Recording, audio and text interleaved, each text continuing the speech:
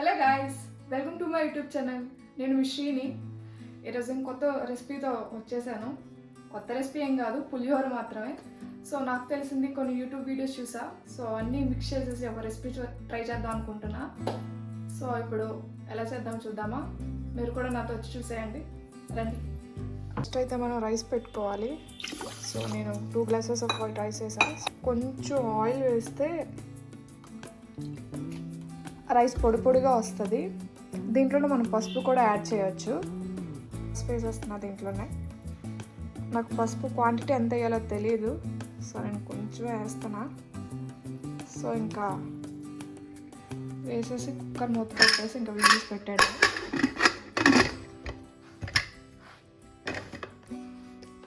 ఇలా బాగా వేడి నీళ్ళు మరగబెట్టుకొని చింతపండులో వేసుకోవాలి. అప్పుడైతే మనకి బాగా పల్ప్ అనేది వస్తుంది.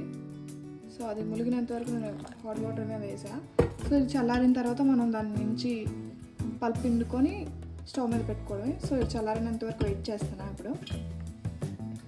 సో రైస్ చూసారా, పొడి పొడిగా వచ్చింది. సో నా దగ్గర ఈ రైస్ వేసుకోవడానికి పెద్దది ఏం లేదు, సో అందుకే దీంట్లో వేస్తున్నా. రైస్ చల్లారి పెట్టుకోవాలి కదా, సో దీన్ని నేను గిన్నెలో వేసుకుంటున్నా.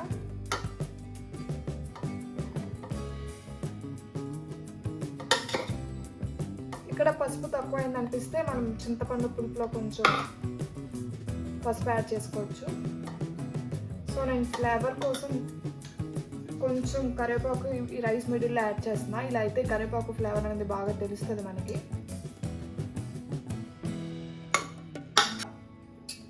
రైస్ని చల్లారి పెట్టుకోవాలి. సో దీన్ని కొంచెం వేడి నీళ్ళు చల్లారాయి. సో దీని పలుపుని నేను బాగా చెప్తున్నా, కాలిపోతుంది.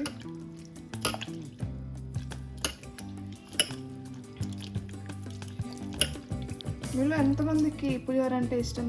ఎంతమంది ప్రసాదాల కోసం గుడికి వెళ్తారో కామెంట్ చేయండి. నాకైతే పులిహోర చాలా ఇష్టం. సింహాచలంలో అయితే చాలా బాగుంటుంది, బట్ ఇప్పుడు ఆ టేస్ట్ లేదు.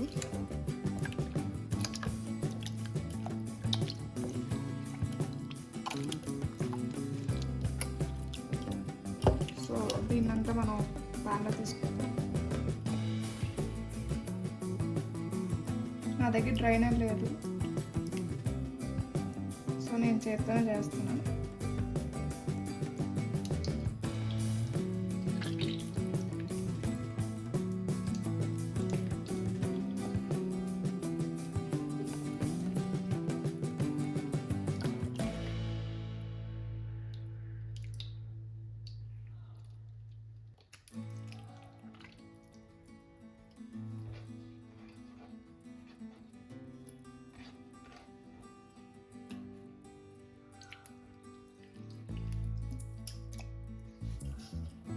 అలా పని వేయాలలేదు. సో ఈ దీంతో ట్రై చేద్దాం అనుకుంటున్నా.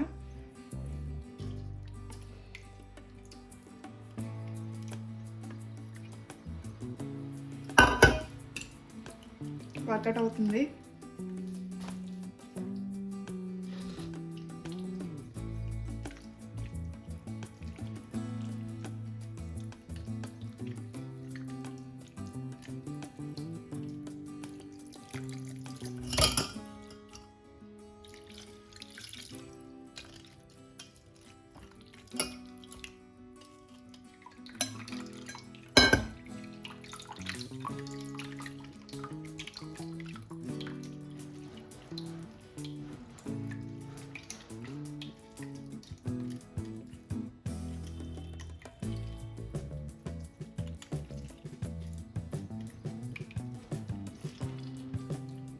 థిక్నెస్తో అయితే వచ్చింది. సో దీన్ని మనం బాయిల్ చేసుకుందాం.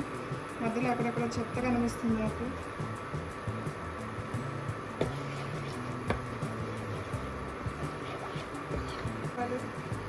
కొంచెం కరివేపాకు వేస్తున్నా. కొంచెం సాల్ట్ కూడా వేస్తున్నా.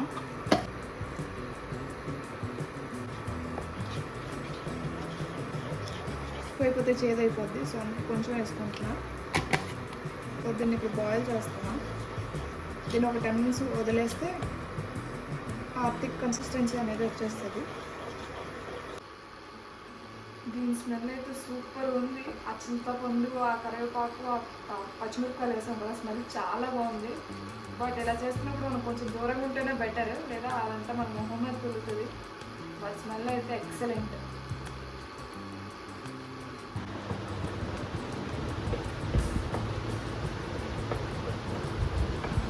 పడుతుంది. ఈ కన్సిస్టెంట్లో ఉన్నప్పుడు మనం స్టవ్ ఆపుకుంటే బెటర్. సో నేను ఇప్పుడు ఆపేస్తున్నా. సో ఇది నేను బౌల్ అయితే ట్రాన్స్ఫర్ చేసుకున్నా. ఇప్పుడు కొంచెం కొంచెం వేసుకుంటున్నా. చేతితో కలుపుకుంటే బెస్ట్, బట్ కాలిపోతుంది. సో ఇప్పుడు మామూలుగా కరెక్ట్గా కలుపుతున్నా. ఫస్ట్ నేను కొంచెం వేసుకుంటున్నాను, ఎందుకంటే పులుపు ఎక్కువైపోతే ప్రాబ్లం కదా. సరిపోతే వేసుకోవచ్చు, కానీ ఎక్కువైపోతే ఏం చేయలేం.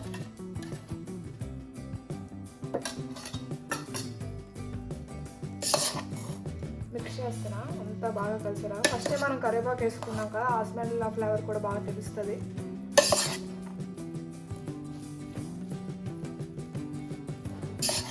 చేత్తో కలిపితేనే బెస్ట్. కలుపుతున్న స్మెల్ చాలా బాగా వస్తుంది, చింతపండు స్మెల్. నాకు చింతపండు అయితే చాలా ఇష్టం. మీలో కూడా నాలో ఎవరైనా ఉంటే కామెంట్ చేయండి.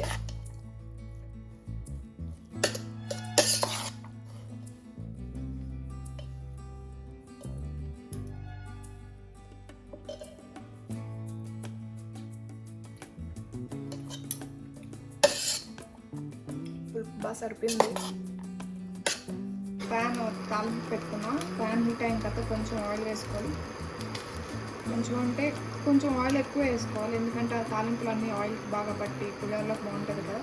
సో నేను వేసుకున్నా. పులిహోరలోకి పల్లీలే కట్టేసి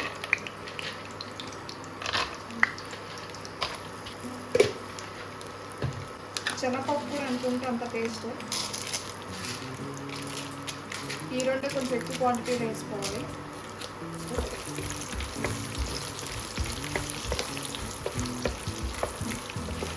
ఇవి ఎంత బాగా ఫ్రై అయితే మనం తినేటప్పుడు ఆ టేస్ట్ అనేది తెలుస్తుంది, క్రిస్పీగా.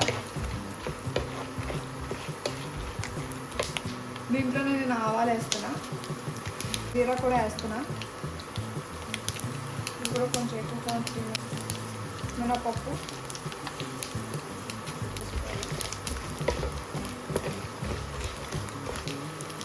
దీంట్లోనే కరివేపాకు, పచ్చిమిరపకాయలు, ఎండుమిరపకాయలు, అల్లం కూడా వేసుకోవాలి.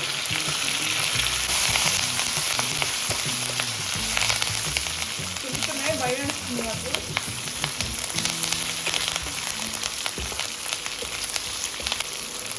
ఇంకా దాంట్లో కొంచెం సాల్ట్ సరిపోలేదు, సో ఇక్కడ వేస్తున్నా.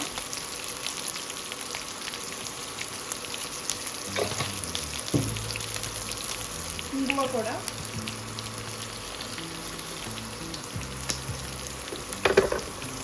ఇంగువ టేస్ట్ పులిహోరలో చాలా బాగుంటుంది కదా.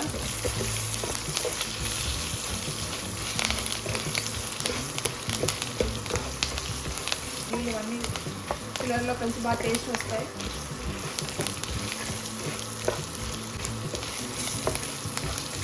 ఇంగువ స్మెల్ కూడా బాగా తెలుస్తుంది. పోపట్టి అలా ఫ్రై అయింది, సో తీసుకొచ్చి దీంట్లో వేస్తున్నా.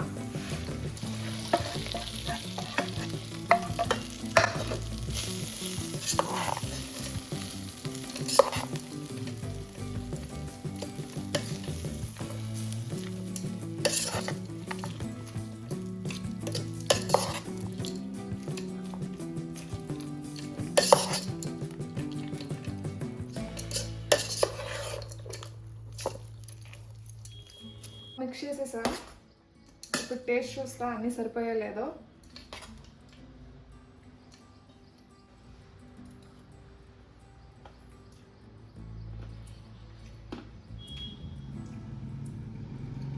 చాలా బాగుంది, సూపర్ వచ్చింది. సేమ్ గుళ్ళ పులిహోరలానే ఉంది.